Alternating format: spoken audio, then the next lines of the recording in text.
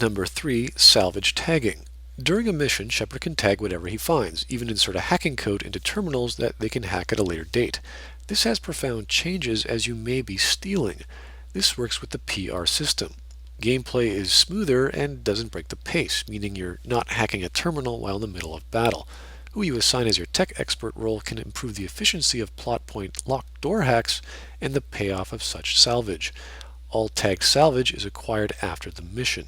You can even have the same old minigames back on the Normandy, as you can pick and choose what tagged objects to hack from your terminal and what not to touch. Though a level can be predefined with certain objects, selectable, salvageable objects can be randomized. For example, look at the layout of Horizon. At a certain point, there's all these empty rooms. Would an opportunistic Shepard scout for loot? Or how about a more caring Shepard be looking for survivors? How about tagging survivors so the cleanup crew knows where to go? As well, you don't want these objects selectable with that framing selectable icon thing. You want players to just explore naturally and see whatever they can tag things and then later have to decide to take or keep what they find. This is one of the many steps to decasualize Mass Effect 2 while tightening combat and rewarding the explorer by giving them a sense of mystery and discovery. This fixes gameplay flow, moving minigames to post-mission if at all, and giving the player post-mission work to accomplish and assigning PR points to salvage. A mission should not just be about shooting up people. Number 4. Dynamic levels, obstacles, and various game types. Mass Effect 2 is mostly a shooting gallery. Only a few missions change this idea. The only one that I recall that was different was protecting Lieutenant Forzen Vasidena, and that was a side mission. Even Lair the Shadow Broker didn't quite get it right. Instead, these game types should be more involved and dynamic. For example, defeating all enemies in an area is the most basic. Defending a destroyable target, which the Horizon Tower should have been about. Attacking a destroyable target, like on the derelict Reaper's core. Retreating from an area. And finally, chasing after something or someone to kill or knock out non-lethally. Alternate routes of a level can be discovered by breaking down obstacles as well as blocking off sections to prevent enemies from approaching you, or defending non-hostiles. Squad mates skilled in biotics can flip switches from afar, warp or move objects to make bridges. Someone skilled in military demolitions can destroy bridges, preventing enemies from flanking you, to blowing up doors and clearing rubble. A tech expert can hack doors to open them to escape, lock them to prevent enemies from coming after you, or hack turrets and other such devices to provide a helping hand in firefights. Gameplay diversity and proper use of bonuses of using a balanced team. Number 5. Fixing the PR system. First, make all dialogue options available. Shepard's social skills didn't suddenly vanish. Players need to be able to control who they want to be socially. All basic PR choices are available, but at different intensities. The more Paragon or Renegade you are, the more idealistic and more efficient you become. The player can still enact a Paragon or Renegade choice, but there's a level which tells you what they're going to do. The higher the level, the more PR points you need.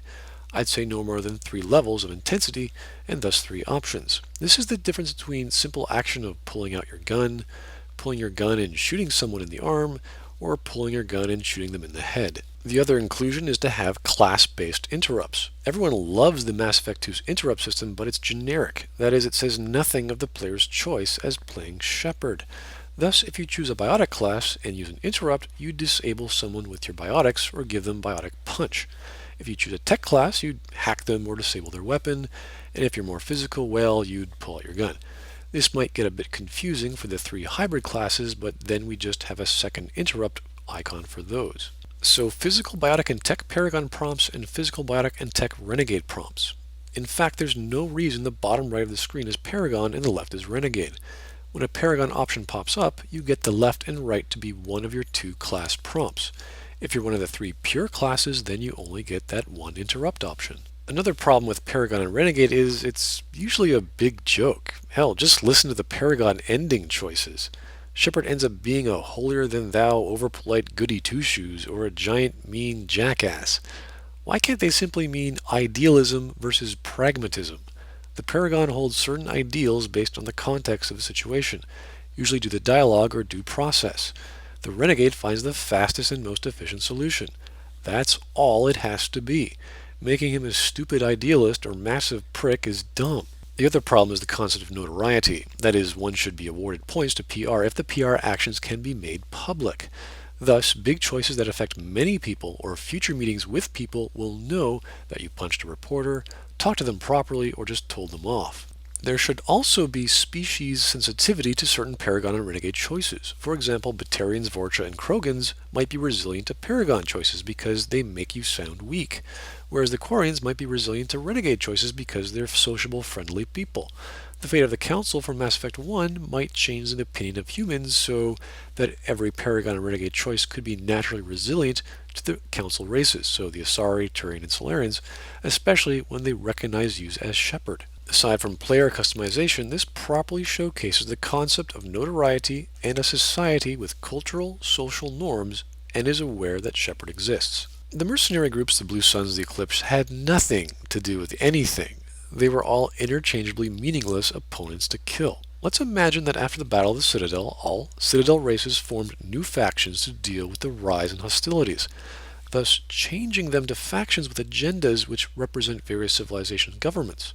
One can influence them so they can later aid Shepard in fighting the Reapers, or just ignore them, making them your enemies. Formed by Cerberus and the Alliance, composed of humans and Krogans, the Vanguard's job is to find all traces of the Reapers but indiscriminately destroy anything in their path. Nightwatch was formed by the Salarian, Turian, and Asari governments, and want to subvert power from the Citadel after the catastrophe that was the Battle of the Citadel. CSEC has gone galactic and increased in militarism. They're now composed of and wants to protect all Citadel races, even outside of the Citadel. There's the Geth, who want to destroy all organics, the Quarians, who want to destroy all Geth and maybe make peace with them, the Rachni, who want to destroy the Reapers, if you save them, of course, Cerberus, who wants to advance humanity as well as destroy the Reapers, and the followers of Vigil, a little cult made up of Hanar, Asari, and Elcor, who want to study the Protheans, to prepare for the Reapers, and are all based off Shepard's Mass Effect 1 class. The idea of uniting and forming relationships with the civilizations of the galaxy without having to go directly to their homeworlds, because Mass Effect 2 didn't do that,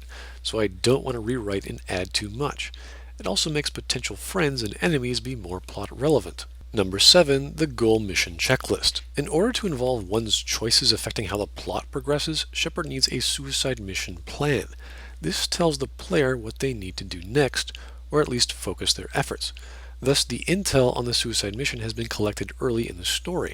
It's a plan Shepard has that involves acquiring the right resources to be successful.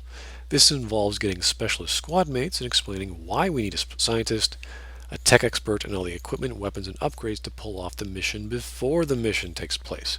What's unique is it involves two plans.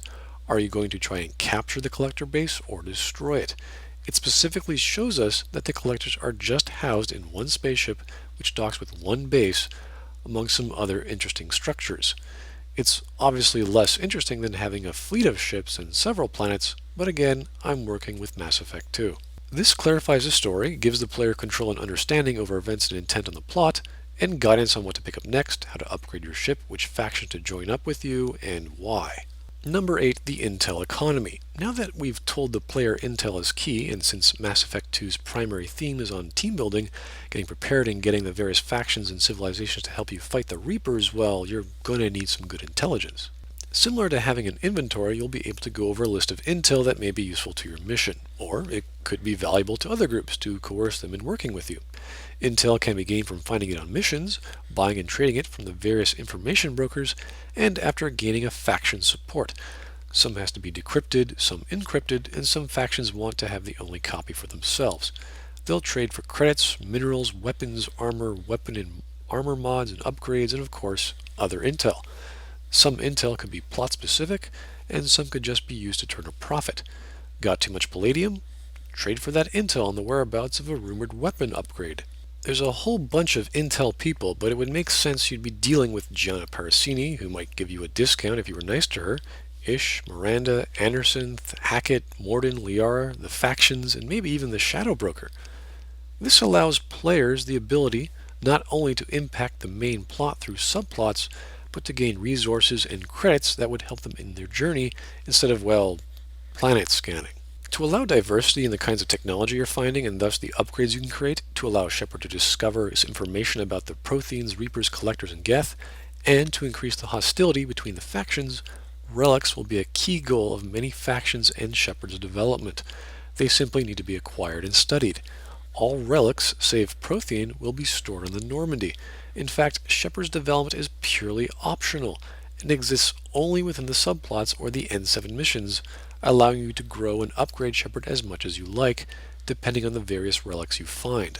So whereas Prothean relics can advance Shepard as a character in the main plot, Geth relics can upgrade one's cybernetic implants, tech powers, and defenses, Collector relics can upgrade one's organic and military powers, and Reaper relics increase one's biotics, cyber warfare, and offensive powers.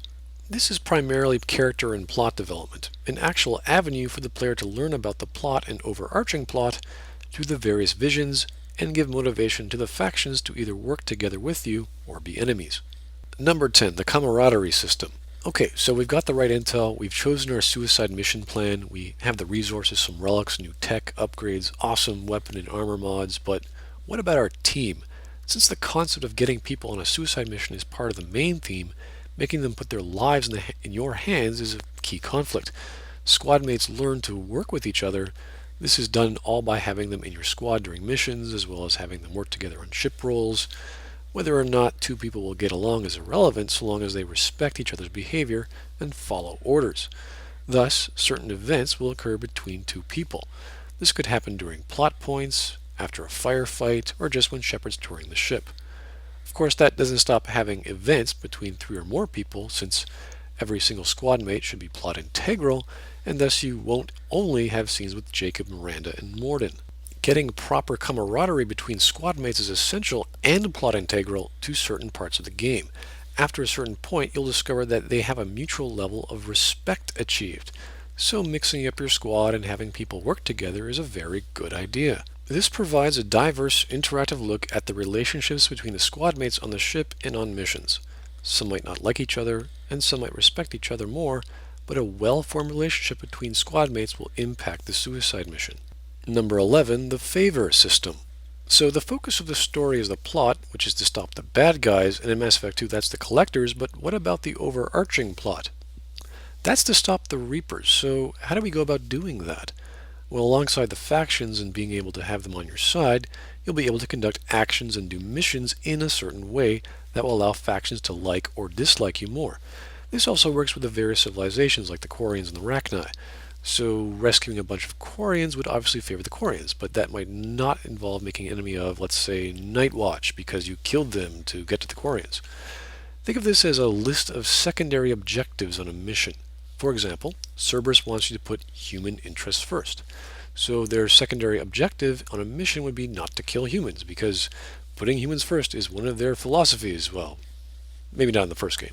Thus, you're constantly playing a balancing act on who you're going to help and who you're going to piss off. You end up picking up emissaries or representatives of each faction, and they might leave you if you keep turning down their objectives. This shows us that Shepard's actions are not in a vacuum, and it gives one social and political clout with the various groups. It also plays in with the politicking on the Citadel to gain favor with the Citadel civilizations to help them listen to Shepard in preparation for the Reaper threat. Remember, Mass Effect 2 is about learning about the Reapers and how to stop them, and getting everyone involved to know about this. Who you choose and how should be a very big deal, as the end of the trilogy shows us the final outcome of all of our efforts. Number 12, class-based melee. Biotic punches and kicks, maybe some grappling moves when being attacked by a Krogan, overloading Omni-Tool tech punches, hell, even whipping out a knife. Just make it so our class feels like our class. Number 13, biotics, kinetic shields, biotic shields, and armor. Why do biotics have to deal with kinetic barriers or armor? It makes most biotic skills useless. This is the same argument for melee attacks and the use of most heavy weapons like the flamethrower. All biotics had to do was actually work. They simply wouldn't damage the person being thrown around as much, or someone who wasn't armored or had a kinetic shield. I do, however, like the idea of not being able to use one's biotics on another biotic user because they'd have a biotic field up. Anyway, now with our major gameplay changes, let's talk about the characters.